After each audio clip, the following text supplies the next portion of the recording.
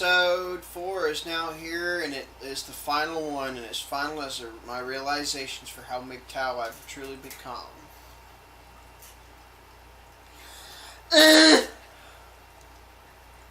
Fucking kill me.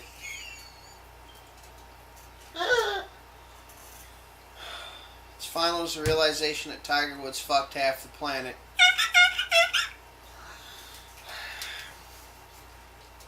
Discussions.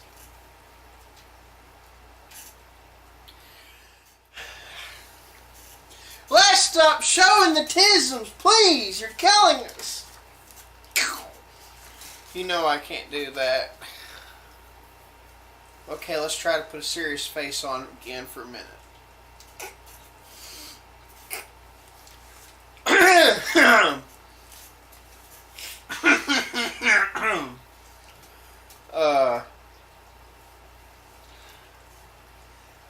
The benefits of using these vehicle mods and engine mods together, ideally if you can afford it and can get insurance to cover them, are phenomenal. Especially if you do them right and use them together. That's why, minus the making the truck bed not only aerodynamically more efficient, but able to carry passengers safely with seat belt, yada yada. I don't know the legality to that. I would not recommend it, but I said it was possible for a reason. But using them all together, minus that one about the vehicle mod, episode 1. Using a more simply built engine models and designs that would make it easier for them to be used together. Plasma ignition, as I said before, has been around since the 1970s, but its power is amazing. The small plasma ball forms instead of a small spark, actually spreads to the flame, grows under heat and compression, and makes the burning more stable and even. Pair that with the intake that's cooler, dense, compressed, and then fuel that's preheated, and a little bit of EGR. You actually get a hell of a lot more power on less fuel, and a hell of a lot more smoke pollution cut out completely. Preheating your fuel and adjusting injection pressure on a diesel engine to that real sweet spot between power and smoke cutting without having to trade off drastically. It's a real sweet spot. Raising the each injector nozzle just a little bit till you get that nitrogen oxide cutting a lot lower without actually messing up power and making the engine more effective. You could still, those combination of these can make your fuel injection equipment, your diesel, last longer, and the engine life can be extended, and the smoke can be drastically less, and you have decent power. Especially if using either what they got in California, it's new, it's called HPR synthetic diesel, or HPR diesel fuel, which means high power renewable. It's a form of synthetic diesel, or Fischer-Tropsch synthesis diesel. As you know, synthesis made diesel fuel, made from garbage. Ideally made from garbage and wastes and whatnot. Either of these two synthetic diesels paired with up to 20% biodiesel. Synthetic diesel pollutes a lot less. It is better burning than the diesel for crude oil, and actually it does not have lubricity in it because they're sulfur free. Adding biodiesel from as little as 1% up to 20% will add lubing to the fuel, improve igniting, and will burn even cleaner because it adds oxygen to the burning. Now, using pure biodiesel winterized with 10% of either turpentine from wood waste, synthetic naphtha, or synthetic kerosene would work extremely well too, because their nitrogen oxides will cut down. Pair that with the other engine mods for diesel, the injection nozzles being raised just a teeny little bit, and the preheating and the pressure adjustment based on the engines themselves together to find that sweet spot, even better. I want to mention an even crazier idea. Besides that, the form of onboard fuel reforming. If I want to use the Jean-Pierre Marie Chambrin fuel reformer, which is basically a vortex heat exchange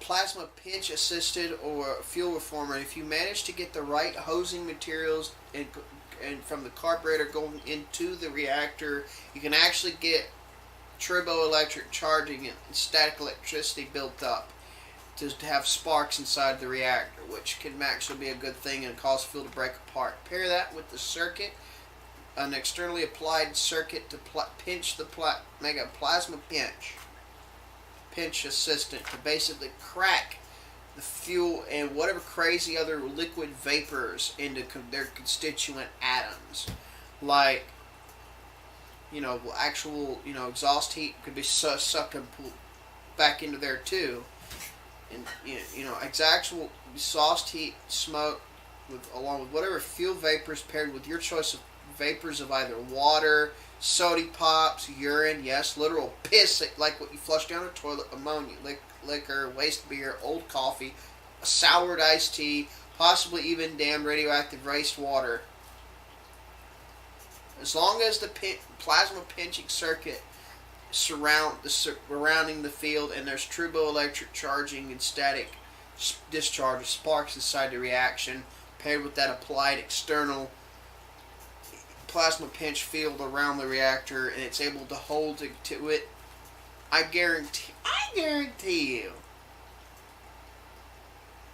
using high, like 24 to 25 gigahertz frequency, like low voltage, low amp electricity going to a series of capacitor banks, low frequency, pulsing coming out of an oscillator through a diode bridge to a specially built induction coil that's able to handle that high frequency coming from however many volts off the oscillator in the diode bridge at that many gigahertz to about 20 to about 18 to 20 to 18 to 24 whatever you want megavolts. 27 megavolts if you want, because that factors in 3 and 9. Capacitor bank can have the factors of 3 and 6 if you want. The capacitor side, I mean, you can have factors 3, 6, and 9 in the son of a bitch. The 18 mega electron volts would be all you need, because it factors pairs with 3 and 6 together. 24 gigahertz pairs the factor 3 in there. 3 times 8, 3 is in there, and it meets the requirements. It allows a plasma pinching effect to break apart fuels into their vapors and other crazy liquid vapors of their constituent atoms. You might be able to get rid of radiation if the turboelectric charging and sparking happens inside of it in the vortex and heat exchange, and the plasma pinching field actually can amplify the effect.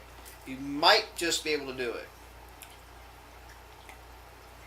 That video series, Geet is Not a Fraud, Pantone Expose, I filmed it. Please check it out on my channel. It goes into why Geet, what it needs to, what it is, and who the inventor was, and what details, why it's not a fraud, and a variety of other things. Plus, I'm going to do a future video about what experiments need to prove that Geet can actually do a plasma pinch. It's not going to be easy, but I'm actually going to do some shit. I'm going to open source the documents for you guys to be able to see what it found, and come from the group itself too. But anyway, technically, applying an external field, EM field that can collapse and pinch the already possibly ionizing based off static buildup, ionizing vapors built on static buildup and discharge, electrostatic discharge, to do that. And if that's the case, that's awesome, because that makes it can crack fuels down to constituent atoms. Can't say there's I don't know if there's transmutation, but the radiation could cause ionization in radioactive water and make it, and turboelectric charging and ionizing from radiation in the water can easily just make things come together much more easily. It's such a type of fuel reformer, and it can actually make badass fuel vapors and clean the air. And anything exhaust pollution wise, go right back in the fucking motor and extend the engine's runtime. There's no over unit. The only thing is extended runtime, increased efficiency of the engine, or multiple forms of input going into the, keeping it running longer. It's going to run out of fuel. It's got to have fuel to be able to run. So it's not over unity, because that contradicts over unity, because of the fact it needs to have fuel to run. This is just a fuel delivery system that makes it run a fuck ton longer. If you were to do onboard fuel reforming. As crazy as it sounds, it is possible. There's technology that's out there that can put this to use. I was working on recreating the concept of the chamber and reformer freelance, and spreading the information online around as much as I could to people. I got attention for it by some people, and I'm glad I could. Now, with the GEAT, there were some controversial claims, such as transmutation of elements. Like I said, I don't know if that's going to necessarily be certain, but there's ways of testing that need to be done to prove it or debunk it, one of the two. But that's not to be talked about right now. If you did all these other fuel injection mods, all these other engine mods and these aerodynamic mods, and then put this fuel reformer system as an add-on to the engine, and if you had either a gasoline engine that used the plasma ignition circuit like this, but used a magneto to power it, or was a diesel engine with the fuel injection little bit higher position of the nozzles and the injection pressure and temperature, and preheating fuel and all that, just to that sweet spot. This circuit,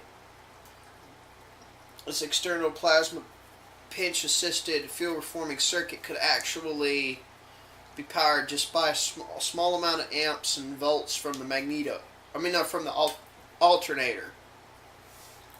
Now, if you did a magneto alternator instead of the battery powered alternator, another crazy idea.